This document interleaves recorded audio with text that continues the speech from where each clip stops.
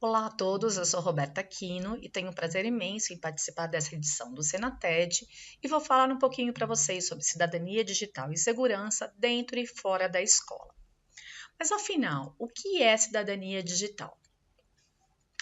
Cidadania digital é o uso da tecnologia de forma adequada e responsável pelas pessoas. Tem tudo a ver com a questão da utilização e do comportamento das pessoas no mundo digital. Quem deve tratar, então, de cidadania digital? A escola e também a família. Por isso que o título dessa palestra é justamente a cidadania digital dentro e fora da escola. É papel da escola, principalmente hoje com a entrada da tecnologia dentro do ambiente escolar e da sala de aula, é papel da escola formar os cidadãos, os seus alunos enquanto cidadãos digitais. E papel da família também, em entender esse novo contexto e ajudar a mediar essa nova vivência dos seus filhos. Em relação à privacidade e segurança, nós temos que dizer, da mesma forma que a gente ensina as crianças a se portarem no mundo real, tendo cuidado ao se deslocar pela rua, a não falar com estranhos, todos os cuidados que nós também temos que ter o mesmo cuidado dentro do ambiente virtual, porque a internet, na verdade, pode ser entendida como uma grande rua. E ali estão todos os nossos dados, as nossas informações. Então a gente tem que ter muito cuidado com para proteger os nossos dados, proteger as nossas contas, a nossa privacidade e a nossa reputação, porque o que a gente faz na rede fica na rede para sempre. No mundo digital, principalmente quando a gente fala no armazenamento em nuvem, muitas pessoas me perguntam: mas é seguro armazenar os dados na nuvem? E minha resposta é sempre a mesma. Toda a questão de armazenamento, backup desse conteúdo que está armazenado na nuvem é provida pelos servidores das empresas que trabalham com computação em nuvem, que são extremamente competentes. Mas a porta de entrada para esses dados, para essas informações, é a nossa senha. Então, a qualidade da nossa senha e nosso comportamento online vai garantir a segurança destes dados. Então, vamos falar um pouquinho sobre senhas. Primeiro, a senha é uma coisa que a gente tem que entender desde cedo e a gente tem que ensinar para as crianças que é uma coisa pessoal e intransferível. Então, nada da gente ficar mostrando a nossa senha para o nosso filho, porque isso é um passaporte para a entrada nesse mundo virtual. A outra coisa importante é que a gente não é uma boa prática usarmos a mesma senha para todas as coisas, porque se uma vez que ela seja descoberta, o que vai acontecer? A gente fica com todas as nossas portas de entradas escancaradas. Outra coisa também bem importante, a gente não deve anotar num papelzinho, né? Imagina, o ladrão vem aqui, vai te roubar e você tem a senha do teu banco anotada num papelzinho. Não. E a gente não deve fazer isso nem com as senhas de internet, de acesso a contas, etc. Existem no mercado vários gerenciadores de senhas que são confiáveis e que nos ajudam a memorizar todos esses números e letras que nós usamos para nos proteger e para acessar nosso mundo digital. Então, como que eu consigo construir uma senha forte? Eu devo usar números, eu devo usar letras minúsculas e maiúsculas, eu devo usar símbolos, caracteres especiais, tipo o traço, o underline, arroba, o cifrão. Isso produz uma senha forte e a gente deve usar, quando possível, uma senha longa. Uma ideia para facilitar a memorização é nós usarmos uma sentença que para a gente seja significativa, pode ser uma frase de uma música, e usar as primeiras letras como um acrônimo para montar a nossa senha intercalada com números. Isso é uma boa dica. O que a gente não deve usar em termos de senhas? Dados pessoais, coisas óbvias, né? Nome, data de nascimento, telefone, nome do filho.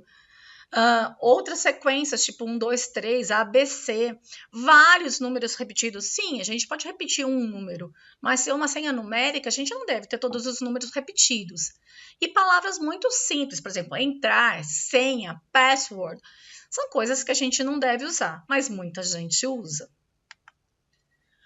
Outras formas de proteção que nós temos para proteger os nossos dados. Muitos provedores e muitas contas permitem que a gente tenha uma verificação em 2 etapas. Então, o que é isso? Não só a senha que a gente guarda, mas algum outro mecanismo, normalmente um token, que a gente pode ter um aplicativo no celular instalado e que gera um número, que esse número é temporário, só vale por um determinado tempo e permite o acesso à nossa conta. No Google é assim, a gente pode configurar isso e é uma boa dica para a gente usar.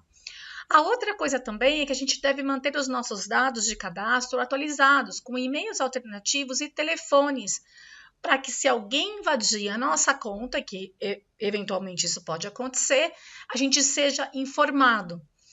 É importante também que a gente configure para a gente receber notificações de dispositivos. Vocês sabiam que é possível que a gente configure de tal modo que se eu acesso a minha conta por um computador que eu nunca usei, ou por um celular que eu nunca usei, ou um tablet, eu receba um envio falando, olha, foi feito um novo login na sua conta num dispositivo desconhecido. Foi você mesmo? Ou isso foi uma fraude? E você pode resguardar com essa proteção a mais, uma camada a mais de proteção. Outra coisa que a gente tem que pensar também é a questão de configurações de privacidade. O que as outras pessoas podem saber sobre mim? O que elas podem ver? Isso vale tanto num e-mail, mas também principalmente na rede social. As pessoas vão ter acesso ao meu telefone, vão ter acesso ao meu e-mail na rede social. Isso é uma coisa que a gente tem que pensar, né? Todo mundo, meu perfil vai ser público e todo mundo vai poder acessá-lo. Isso são coisas muito importantes para a gente pensar e refletir com os nossos alunos ou com os nossos filhos. Outros aspectos também muito importantes. Muitas vezes a gente loga num computador, faz o login num computador e a hora que a gente vai embora, a gente simplesmente clica no X e vai embora. A hora que abre o navegador novamente, o que acontece? A tua conta está aberta, a tua porta de entrada para a internet está aberta. Então, isso é uma coisa que a gente tem que ficar bem atento. Se a gente não está usando um computador que é de uso pessoal, só seu, é bom que a gente não faça isso, assim como a gente não permita que o navegador salve as nossas senhas. Outra coisa, se a gente deixar o computador desassistido, né, o notebook, o computador desassistido, ou mesmo o celular e o tablet, a gente tem que ter uma senha de bloqueio de tela. Isso é bem importante. E óbvio, de novo, mesmo no celular, por exemplo, o Android, não vai ser uma senha óbvia. A gente tem que pensar numa senha que realmente garanta a segurança àquele dispositivo. Outra recomendação importante de segurança é que a gente só faça download de fontes confiáveis, tanto de aplicativos quanto para acessar arquivos que alguém te manda por e-mail. Sempre que a gente for, antes de baixar um aplicativo, é muito importante que a gente verifique os comentários.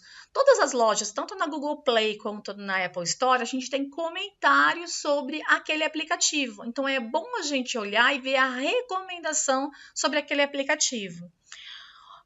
Outro ponto também que a gente não pode esquecer é manter os sistemas atualizados, os aplicativos atualizados, porque muitas vezes as novas atualizações trazem correções, inclusive de segurança. Então, às vezes, não são algumas alterações perceptíveis para a gente enquanto usuário final, mas são alterações importantes em relação à segurança. Então, é muito bom que a gente mantenha sempre os nossos dispositivos atualizados.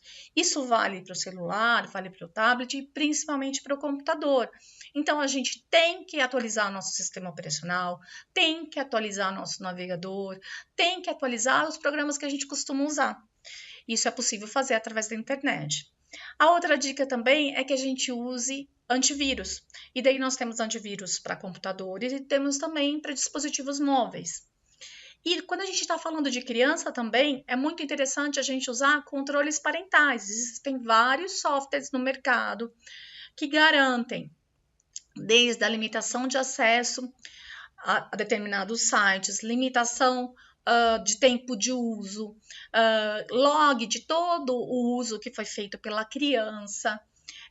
Inclusive, é óbvio, eu acho que nesse ponto é importante que a gente converse com as crianças e tenha uma relação aberta, falando, olha, eu não quero invadir a tua privacidade, mas eu vou fiscalizar o que você está fazendo para a sua proteção. Eu acho que a gente não pode quebrar a confiança das crianças, fazer isso sem conversar, mas é muito importante que a gente consiga ser vigilante a todo tempo, porque realmente existem muitos problemas que podem ocorrer no ambiente virtual. Além disso, quando a gente vai falar em internet, a gente tem um mundo de informações à sua disposição. E a gente vai fazer pesquisas, só que é muito importante que a gente verifique a veracidade das informações, porque nem tudo que está na internet é verdadeiro. Então, algumas perguntinhas ajudam a gente nortear se o resultado daquela pesquisa é válido ou não. Então, a gente deve perguntar assim: aonde? Aonde está publicada essa informação? Qual é o objetivo daquela publicação?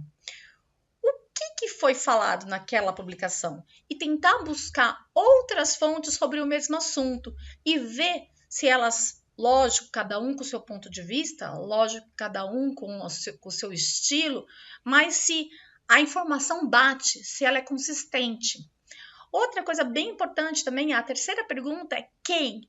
Quem foi o autor daquela informação? É uma pessoa confiável? É uma pessoa competente que entende do assunto? E a outra coisa bem importante, quando foi publicada aquela informação?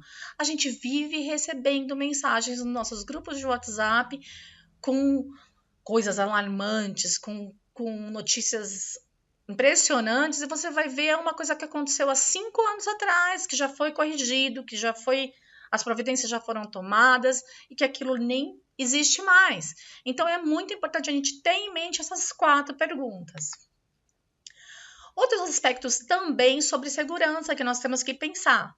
Quando a gente acessa uma rede Wi-Fi pública, a gente não deve usar coisas de dados pessoais, por exemplo, fazer operações bancárias, porque até os próprios softwares de antivírus, por exemplo, te alertam que você está numa rede desprotegida e que então a sua informação de alguma forma pode ser interceptada. Então é bom que a gente saiba usar a rede de Wi-Fi pública, sim, mas sabendo o que a gente pode usar ali ou não.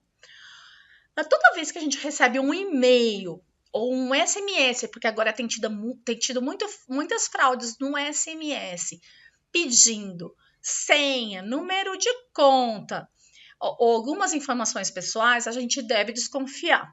Outro dia eu recebi um SMS, teoricamente de um banco, e eu entrei em contato com a minha gerente, e ela falou, não, isso é uma fraude. Então, isso é a melhor conduta a gente ter. Antes de clicar, antes de acreditar naquilo que a gente recebe, a gente checar essa informação. E toda vez que a gente recebe uma promoção que dá uma vantagem maravilhosa, a gente deve saber que ela não é verdadeira, né? Então, a gente buscar a veracidade dessa informação. Outras coisas que a gente pode também se precaver em relação a golpes que existem no mundo digital.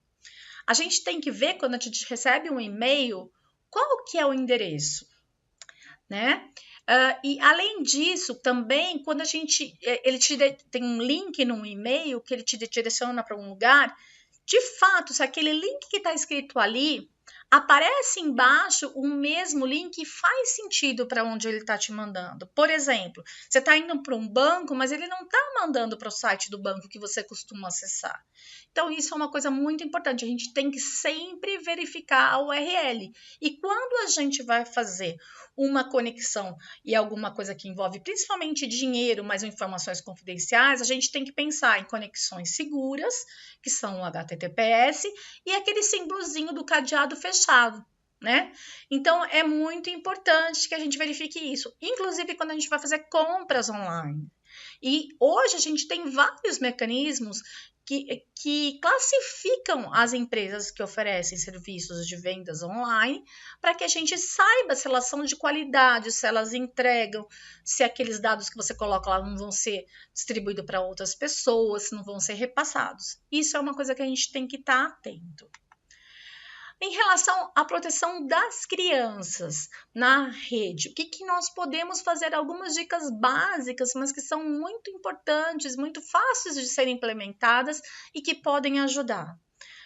Vocês conhecem o Kindle? O Kindle é um Google para crianças. Então, ele filtra os sites que são adequados para o conteúdo para o mundo infantil. O único problema que nós temos é que ele foi desenvolvido para a língua inglesa. Então, muitas vezes, os sites principais, as primeiras respostas que aparecem na lista de sites disponíveis são em inglês. Mas, como é que a gente faz aqui no Brasil, então? Então, não tem nada para que a criança busque com segurança dentro do Google?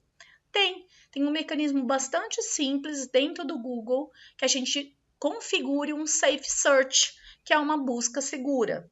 Então, é bem interessante que você ativando isso, você consegue ativar indo no avançado da pesquisa e nas configurações e selecionando o Safe Search, é que você vai ver que a maior parte do conteúdo explícito é excluído dos resultados de busca. Então, isso é bastante interessante. Experimente usar alguns termos assim, que vocês vão ver a diferença. A quantidade de resultados é menor no Safe Search, porque ele elimina muitos sites, e o conteúdo também. E isso você fica mais perceptível quando você fala de imagens. Então, se você buscar uma imagem com o mecanismo de Safe Search ativado, você vai ver que são imagens que não são tão picantes, que não são tão explícitas. Então, isso é bem interessante. Outra coisa que as crianças amam é acessar o YouTube. E daí a gente tem que falar de dois YouTubes especiais, digamos assim. Nós temos um YouTube para crianças, com conteúdo adequado para as faixas etárias mais baixas, e nós temos o YouTube Edu. O YouTube Kids só vai disponibilizar conteúdo livre, né? De idade indicativa livre. Então é bem bacana, mas muitas vezes não atende à necessidade da criança, porque ela quer assistir alguma coisa que não está disponível ali. Então nós temos duas alternativas. Nós temos o YouTube Edu, que é muito bom que seja divulgado para os educadores. Muitos, infelizmente, ainda não conhecem. O YouTube Edu é uma iniciativa do YouTube com uma curadoria de conteúdos didáticos que foram atestados por profissionais, por professores de todas as áreas. Eles fazem a verificação da qualidade do conteúdo e esse conteúdo está organizado por disciplina, né? Por área, por exemplo, história, geografia, português, matemática, ciências e também por faixa etária. Além disso, o legal do YouTube Edu é que não aparece nenhum tipo de propaganda nos canais que são aplicáveis ao YouTube Edu. Então, eu recomendo que vocês entrem no YouTube, procurem por YouTube Edu e tem muito material interessante lá que dá para ser usado em aula, que dá para ilustrar os conceitos para as crianças, pelos pais também. Então, isso é uma alternativa super boa. Agora, quando você quer alguma coisa de entretenimento que não está disponível no YouTube Kids, nem no YouTube Edu, existe também a forma de você configurar um modo restrito no YouTube, que também, semelhante ao Safe Search, não é 100% seguro, mas filtra o conteúdo explícito. Então, é interessante, por exemplo, eu tenho filhos e eles estão inscritos em alguns canais e o modo restrito do YouTube filtra vídeo por vídeo. Então, dentro de um canal, eu posso ter vídeo que estão liberados e vídeos que estão bloqueados pelo modo restrito. Isso é bem interessante. Outra coisa que eu gosto muito e eu uso muito, eu uso o Google Chrome como navegador e eu configurei ele com múltiplos usuários. Então, cada pessoa em casa tem um perfil dentro do Google Chrome, com os seus favoritos, com acesso às suas contas, com a sua inscrição nos canais do YouTube e assim por diante. Então, garante que ninguém faça bagunça no ambiente digital do outro e também melhora a questão de segurança. Um mecanismo bastante interessante para os dispositivos móveis são os compartilhamentos familiares. Tanto nos dispositivos Android quanto os iOS, existem essa modalidade de compartilhamento familiar, que você pode definir algumas pessoas que são membros da sua família, definir quem são os menores de idade, quem são as crianças e qual o comportamento que a loja, o Google Play ou a Apple Store vai dar a essa criança. Então, como que funciona? Eu vou dar o exemplo da Apple Store. A gente coloca todos os membros da família, e daí eu dizendo que são crianças, toda vez que eles tentam baixar um aplicativo, eu, como gestora da família, recebo uma notificação para que eu avalie o aplicativo e deixe ou não baixar o aplicativo. Então é legal porque eu verifico a qualidade do aplicativo, se é adequado para a faixa etária ou não, evito compras desmedidas, né, que acaba dando um rombo no final do mês no nosso bolso, e protejo as crianças. Então é bastante interessante. Eu consigo saber tudo que as crianças baixaram e permitir, caso a caso, a instalação de todos os aplicativos. Além disso, outra coisa interessante é que quando eu tenho um conteúdo pago, esse conteúdo fica disponível de graça para todos os membros da família. Então, é bem bacana de configurar e de utilizar. Bom, vamos falar um pouquinho agora sobre letramento digital. O que seria o letramento digital? Da mesma forma que a gente tem um letramento, que a gente aprende a ler e escrever, a gente também, no mundo digital, tem que ter o domínio de habilidades e competências necessárias para esse novo mundo. E isso que é o letramento digital. Quando nós falamos de letramento digital, tem algumas coisas que são importantes falar. Primeiro, a gente tem que aprender a se organizar nesse mundo digital. Então, daí nós temos as coisas como organização do nosso drive ou do nosso disco rígido, das nossas pastas, nomenclatura de arquivos, tudo isso para que a gente consiga se achar nesse novo mundo, nesse mundo digital. A outra coisa também importante é a gente ter algum mecanismo para fazer uma curadoria do conteúdo. A gente tem um excesso de informação na internet, muita informação. Hoje nós vivemos um mundo com uma avalanche de informação. Só que a gente tem que selecionar as fontes que são boas das que não são e fazer uma curadoria de conteúdo. Então, de alguma forma, e existem aplicativos para isso, que a gente guarde alguns sites que sejam de nosso interesse, para que a gente sempre consulte, que a gente busque fontes que são para a gente nos manter atualizados, enfim. Então, é muito importante essa questão da curadoria de conteúdo. E outra coisa que a gente tem que aprender, se a gente não sabe, não pratica ainda, e ensinar os alunos e os filhos, é a questão do respeito aos direitos autorais e a citação de fontes. Então, a gente tem mecanismos hoje, por exemplo, de fazer uma busca e selecionar só aquilo que é possível de ser reutilizado, ser utilizado. E daí a gente tem várias modalidades para usos comerciais, com modificação, sem modificação, etc. Outra coisa, a questão de citar as fontes. A gente tem que ensinar desde cedo para as crianças que eu não posso ir lá e dar um Ctrl+C, Ctrl+V e que tá tudo bem. Aquilo não fui eu que escrevi, aquilo não fui eu que fiz. Então, eu tenho que dar crédito a quem fez e respeitar o direito autoral. A outra coisa bem interessante da questão do letramento digital, que eu acho muito bacana essa discussão, eu não sei se vocês já ouviram o termo nativos digitais. Muitos falam que as pessoas que nasceram já num ambiente tecnológico e depois do desenvolvimento da internet são nativos digitais, dando a impressão que eles são pessoas que já nascem sabendo usar. Realmente, a criança pega um computador, pega um celular e sai apertando todas as teclas. Sabe por quê? Ela não tem medo. Ela não tem medo se ela clicar nesse botão, eu vou perder tudo. Não, ela clica no botão e vê o que acontece. E daí ela aprende, né? Só que tem um problema. As crianças sim usam a tecnologia muito rápido. Inclusive, tem alguns estudos na área de medicina que diz que, inclusive, o fazer assim com o dedo e o ato da pinça, né? está mudando de alguma forma o cérebro da criança. Mas veja só, o fato dela saber usar a máquina, saber usar o computador e tal, não quer dizer que ela é proficiente digital. No mundo adulto, a gente vai ser cobrado depois de uma proficiência, a gente vai ter que saber usar muito bem um editor de texto, muito bem uma planilha, muito bem uma apresentação.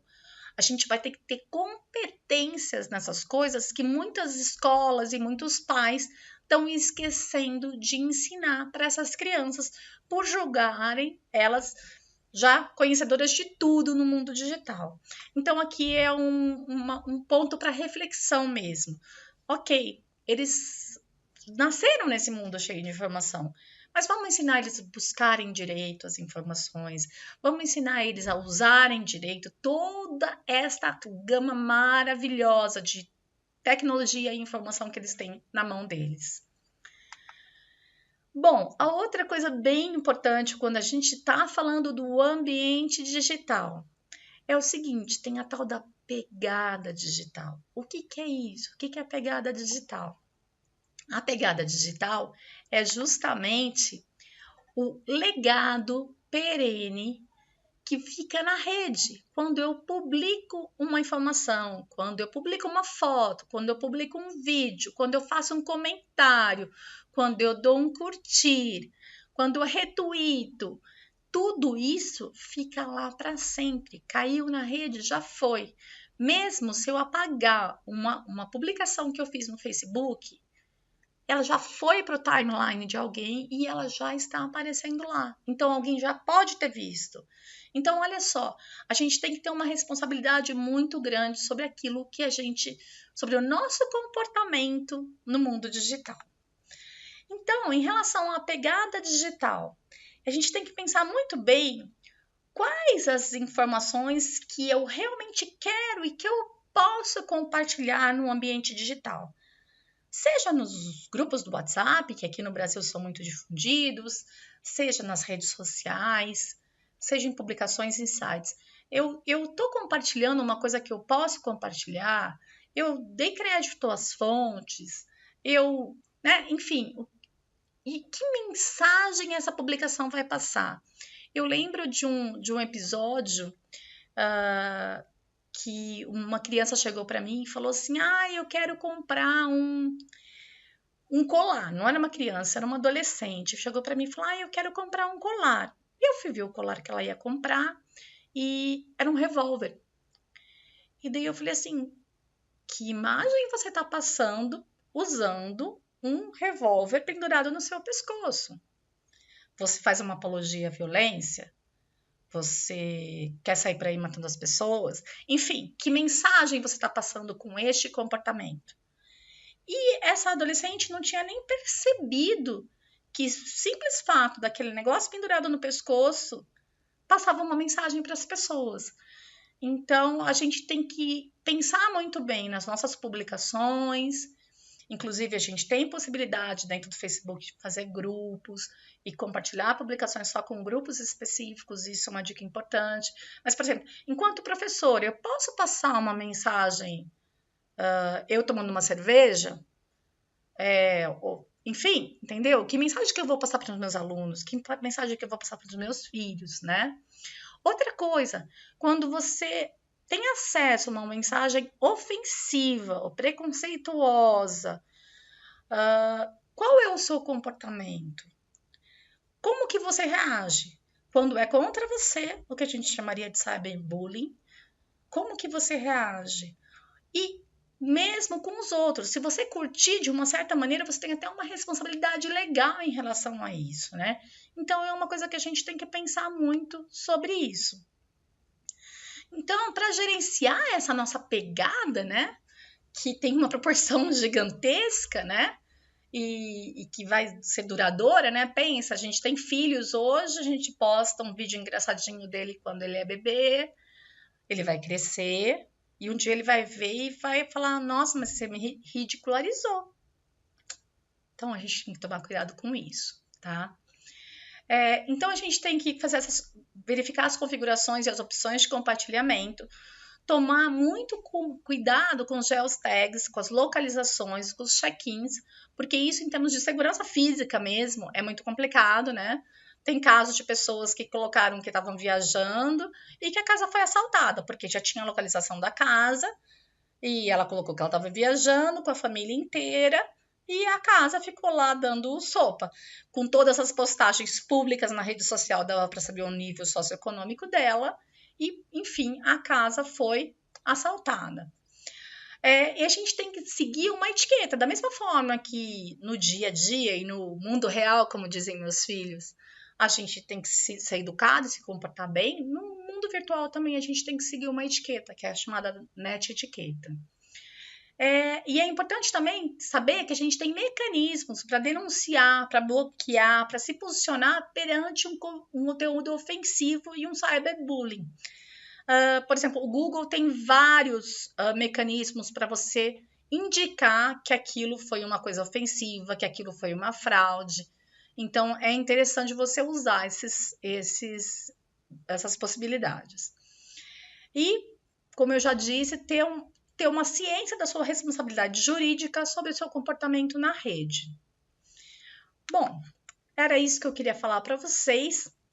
Aqui ficam meus contatos do EdTech for Parents, porque eu tenho um projeto justamente para falar sobre tecnologia e sobre inovação com os pais, com foco nos pais. E aqui está meu e-mail também, fico à disposição. Agradeço mais uma vez a Cris pela iniciativa e pelo convite de participar do Senated. Obrigada.